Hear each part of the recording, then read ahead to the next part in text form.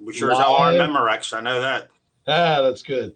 But yeah, so anyway, we're still, we're still in pre-planning here, trying to get everything, all the ducks in a row. We made this plan. I'll tell you what happened more than anything, guys. And this is, kind of the situation that everybody should be in, and that is Ed and I have talked about doing something like this for a long time. And so we finally just said, you know what, let's go live and we're going to do it. I think it was a Monday that we said, and we weren't quite ready, but we went ahead and started going live and talking about it. Main reason being because if you didn't, we'd still just be sitting around, talking about it. So, Ed, introduce yourself and let people know why it's so important to get started. Well, like we talked about the other day, you got number one, Ed Rose, Parkton, Maryland, and that's north of Baltimore. And anyway, we like as we've been talking, you know, I guess like they always say, the best time to start walking 100 miles is one step. So we kind of started, and yeah, it's weird. I got a email this morning from Groove on the updates on the email, Oh, yeah. and it said, go in and click on the links and white label everything and do this and do that. And then it said, if you want to, try to save it in a folder. So I went through the whole process, created a folder, pressed something, and poof, it was gone. I don't know where. I archived it. Where the hell it archived to? I sure don't know, but it's archived, Wes. So if you just want to know, maybe it's in the Smithsonian somewhere. I don't. You probably screwed around and accidentally, spam filed it or No, something. no, no. It wasn't that. It was just I don't know. So yeah, I don't think so. So I wanted to do exactly what they said, and I didn't do it. I tried, but something happened. I don't know what the hell. Well, that's okay. That Yeah. happens. That happens. So, what day is this for you on Haps, Ed? Well, I think it's probably more. I think I'm doing 10 in a row, but I think I've actually done more than that. I missed the. Remember when I was down the beach? I missed a day or so. So Okay, so you're probably like maybe in the 13, 14 zone, maybe. yeah, about 2 weeks. Okay, that's Two awesome. weeks. Yeah, today's Yeah, day 23 for me. I know.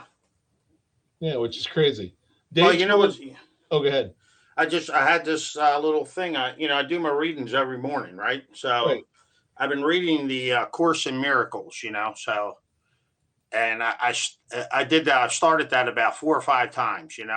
Okay. So they got two things. They got a workbook, which is like one daily thought that you think about for 365 days. Okay. And it progresses you through. It's like a mind training, I guess you would say, right? And then they have just the whole thought process of it. It's like 666 pages, which is the thought, the kind of how it starts. And it's like, I guess you would just say the text. You could read it. You know what I mean? Yeah. So I'm going to say right around Christmas, I started reading it, and I've been reading it pretty much every day. And I'm not going to say I probably missed a few days, but I'm down to the last. I got about another 2 days of reading, and I'll be finished it. So Oh, okay. so my thought years ago, I bought the Your Course in Miracles. I bought the website,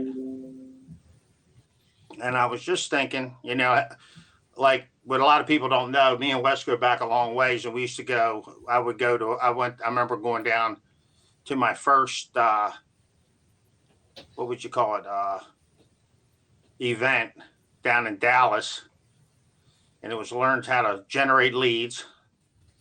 And I was going to come back and tell Wes all these secrets that I learned. And anyway, I went down and I went. I wound up meeting a guy named Jeffrey Combs, and it was more about straightening the 6 inches between my ears than learning how to do leads. You know what I mean? So it kind of set me on that journey of figuring some stuff out, why my brain does what it does. Anyway, so my thoughts are, Wes, I'm going to do. Since I've been doing pretty good with this everyday reading. and I got through the work through the text. I'm gonna try. I'm gonna see if I'm gonna try to do a live every morning on just the one thought that they tell you. You know what I mean? Sure. As I'm reading it, I'm doing it anyway every day. So it'll almost be like a 1 year journal. You know what I mean, of how you progress through the whole thing. That's my thoughts. Has nothing to do with anything other than me kind of keeping tabs on myself. How far are you into it, Ed? Into what? Course in Miracles. Well, like I told you, I read the whole. I don't have the book here in front of me, but I read the whole. It's like 660 pages, so I read it all. I have started the workbook, and I'm going to say I've gone in and maybe about 10 days, went back. So I never went through the workbook. So that's what I want to try to do. Just start the workbook one day at a time. You know what I mean? And Okay. most of the things, I mean, it's like a 15-minute exercise. You read it and you think about it all day. That's all you do. None of it's earth shattering. You know what I mean? Okay. That's So awesome. so I'm just going to kind of touch base on it, and that's my thoughts. It's it's only going to be about a 5-10 minute live. It ain't gonna be like I'm going to be on for an hour. So I'm going to see how that works. Wes. It's more for me to journal myself. You got what I'm saying? Sure. So anyway, has nothing to do with Groove. Has nothing to do with internet marketing. More with mindset, I guess you would say. But just I don't know. It's almost like a blog, but I figure since we have this platform, I want to try to do it over here. Yeah, no, I think, and this leads itself, perfectly into, and I apologize for all the messages coming through, but the Course in Miracles, Morning Miracle with Hal Elrod, the Slight Edge or Compound Effect with, either, oh. Jeff Olson or the Compound Effect is Darren Hardy. Any of those things that people are taking part in or have a 75 hard with Frisella, any of that stuff.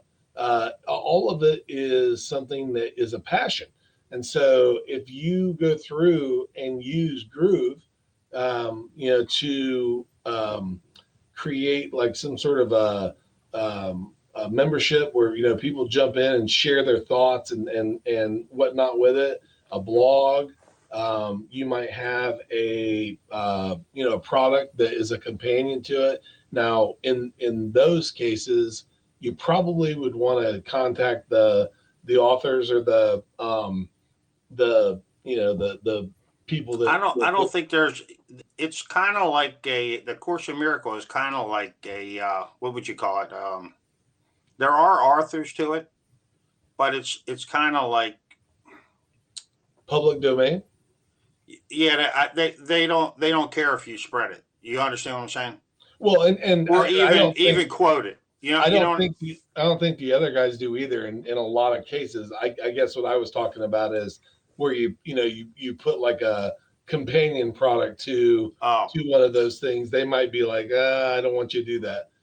So yeah, but with that said, like a blog post, where you do 75 hard every day, or you do your lesson from A Course in Miracles or something like that. I mean, nobody is going to get mad about you going through and doing promotion. So, my whole point is in saying that, Ed, is that when people have got a passion, it's this kind of product, Groove. And guys, there's a link there at the beginning of the chat. You go through and use something like that, and you can build around your passion.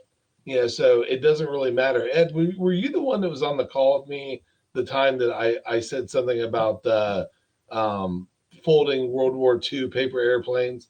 Was that no, you? no, you told me about it, but no, I wasn't. Okay. I was on a call and I could have sworn it was Ed. I know it was with um, whatever the hell that thing was that we were in with the guy in Canada. What what was his name? How we met? Um, Uh, Dr. Scott. no, not Dr. Scott. Way after that, way before that. Val. Val Kilmer. That was a Kilmer. No, It wasn't. It wasn't Val Kilmer, that wasn't Val Kilmer.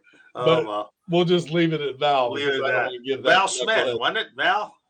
It was Val, but I'm not. Let's not I give think that it was Val knucklehead Smith. any. No. What was Oh that? well. Val Smith. Yeah, it was Val Smith. Okay. But It's all good. Hey, he, good things have come out of it. You know, no no, negativity. meeting you is 100% worth Yeah. all the Yeah. shenanigans that happened in that. That's it. But the whole point is, I was on a call and we were talking about passion, and I said it doesn't matter. And I tried to think of something outlandish, and I said you could be into folding, World War II paper airplanes, and I said it as a joke. And then I looked it up, and there were people that do it. So Oh yeah. I mean, that's the thing about the like you said, there's stuff that you have no clue with people. I went and did an appraisal about maybe 3 weeks ago, and I go up to the guy's house, and I walk in, and this guy was into Coca-Cola memorabilia. Yeah. And I'm telling you what, Wes, he had every nook and cranny of his house, like, Coke trucks, this, that, Coke buttons. Santa Clauses, whatever you can think you could put a Coca-Cola something or another on, he had it. And he had trays, and we were just talking, and it was funny because I said something, and he goes, I said, man, you're really into this, you whatever. And he goes, yeah, and it's just his wife's and is a twin. He goes, yeah, my wife's twin sister kind of got us into this, but she's like, they're like, it's like nonstop eBay. They sell it all day long. You know what I mean? They're like traders and all. So just to the point you were making, who the hell, what floats somebody's boat? We don't know. You know what I mean? Whatever it is, I might not like it. Wes might not like it, but somebody likes it. Yeah, somebody's going to be interested in it. And Wes, I think the mistake me and you both made many moons ago is we thought we had to connect with everybody, and we thought we had to try to get 1 million subscribers on our email list, when we've learned that, if you can get yourself 1,000 to 5,000 people that are really connected to you and enjoy what you're doing, you can do very well on the internet. Well, and it's almost important to dial down anyway. Especially if you're talking about one specific thing. Groove itself, guys. Just for the record, you can have it and have a multitude of interests across. But when you're talking about one thing that's on Groove, you want to be able to talk about your audience like you're writing your own biography. Okay, so what I mean by that is you want to literally be able to say, my listener is, a female in her, that's 45 years old. She's got 5 kids. She works at a telephone company. She's got almost no time at night. She wants to have a side hustle that goes from some time to part time to full time. This is her education. This is her, the money she makes. And, you start giving that avatar a real heartbeat to the point that that person as well as you know yourself. And then you start talking to that person. And oddly enough, when they hear, they being that avatar, start hearing it, they're going to be like, and you've done it as well. You've had people talk to you, through the screen. It may have been Tony Robbins, sitting, 2:00 in the morning saying, are you tired of, whatever? And you're like, yeah, I am. Or, the person that is, got the copper pan, and they're like, are you tired of your eggs sticking to the bottom of the pan every time? And you're like, yeah, I have that happen to me. So it's all those commercials and copy, and the reason it costs sometimes thousands of dollars to have a sales page made is because there's a lot of NLP, neuro linguistic programming within copy that goes through and kind of Yeah. pulls at different needs, to the point Yeah. that when you read it, you're like, man, that's me. And so um, I think that that's really what Ed was talking about. At least I assume that's what you meant, Ed. In the sense of we've talked about Kevin Kelly a couple of times on this on this pre planning, and he's got a concept called 1,000 true fans. And if you are looking as an example, just pure example, guys, we're not money people, and we don't claim to be.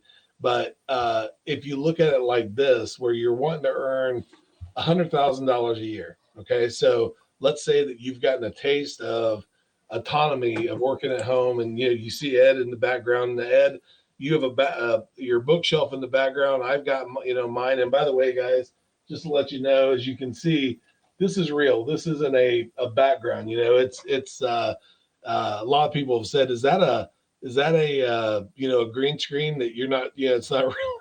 That's not really your background. It actually looks like this on the other side, just to let you know. But that's my bald head, and that's me working at that system back there. But with that said, the working at home uh, kind of freedom, that we've had over this pandemic is causing people to have a freak out when they get to the point where now they're going from being a feral cat to being a house cat again.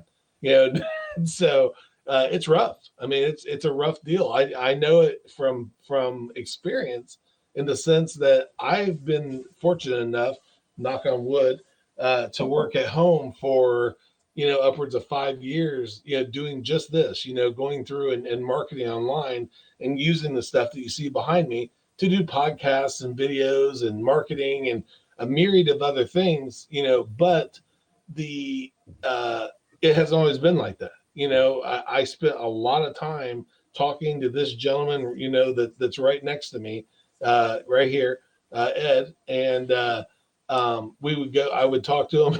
Yeah, this guy right. Let me move over. This guy right here. There you go. Okay.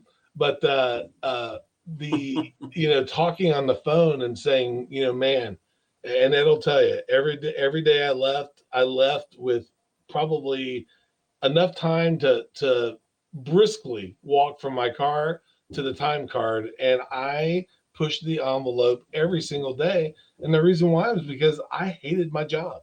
Guys, I hate saying that, but I did. I hated my job. We talked about the other day. I was in a situation where I was going for a supervisor job after being there for a long time. I was more than qualified, probably overqualified, and the lady sat me down and said, "We think your enthusiastic, have a dynamite day attitude is fake." And it was like she took a balloon and popped it. At that moment, I gave them just enough to where they wouldn't fire me, and they probably were giving me just enough to where I didn't quit. You know, and you shouldn't feel like that, but I did every day, every single day. And so, I didn't want to give them any more time in the morning than I was going to be giving them during the day. And I would talk to Ed, and Ed will tell you, he probably didn't even know. Ed, do you even know where I worked? I called it the Joint, but do you even know what Yeah, it I don't was? even know what the name of the You company don't was even know now. what it was because No, no. you probably think I worked at the Joint, a Yeah, place it's a called the joint. Joint, you know, Set. because that's all I ever called it. Man, I'm going to the Joint, and I hated it. And, Yeah. it was one of those things where, before I worked there, I worked here, and when I had to go to that job and I found out what I was going to get paid, and it was a split shift. So I had to work, say 3 or 4 hours, and then I had to take a lunch that was unpaid, and I lived too far away to make it worth going home and then work another shift. It just sucked. It just sucked. And, I sat down when I got the offer, and I'm not proud of this, but I felt like crying. You know, I really did. I was like, I have to leave and go do a job that, you know, and the pay was, it was a slap in the face. Okay. And the benefits were a slap in the face, and it was away from home. My kids were little. It sucked. It just sucked. And, you know, I told Ed, I'm going to the joint every day for what, Ed, 4 years? Yeah, Yeah. pretty much. We talked on and We off. talked, and, Yeah. and I did a lot of this kind of stuff, guys. There was a lot of side hustling done at night and on Yeah. the weekends and stuff like that. You know, which shows you that you can go from some time to full time, or part time to full time, but it doesn't happen overnight. No. And you know, so if you get that idea and you're like, what in the hell was he talking about to start all this? Let's loop back. Okay, back to Yeah. what we were talking about. Kevin Kelly. Okay, so Mhm. let's say that you want to replace going to the joint, whatever your joint is. Okay, and you want to make X amount of money. We're going to use 100,000 as an amount. It might be a fraction of that, but let's say it's 100,000. If you have 1,000 true fans, according to Kevin Kelly, and these are fans, guys, not mailing list people, fans, people that are evangelistic. When you come on, they're like this, okay? They're like, what's Wes gonna say? You know, what's Ed gonna say? What are you gonna say? When that happens, if you get an average of $100 a year, not a week, not a month, $100 a year. Okay, so what's that work out to, Ed? Oh, Oh, I think we're gone for a second. okay. Hey, Wes, Yeah. not to say, but I got a 2 o'clock appointment Okay. and it's going to take me a half hour. So I'm going to sign off. Okay, bud. And if you want to finish it out, and I'll tell you what, I'll connect with you tomorrow, brother. All right, buddy. And it doesn't matter because for some reason it's We're done. Yeah. Poof. Well, but go ahead and go, buddy. Okay. I'll see you, man. Be All good. right. Bye bye. Love you. Ditto.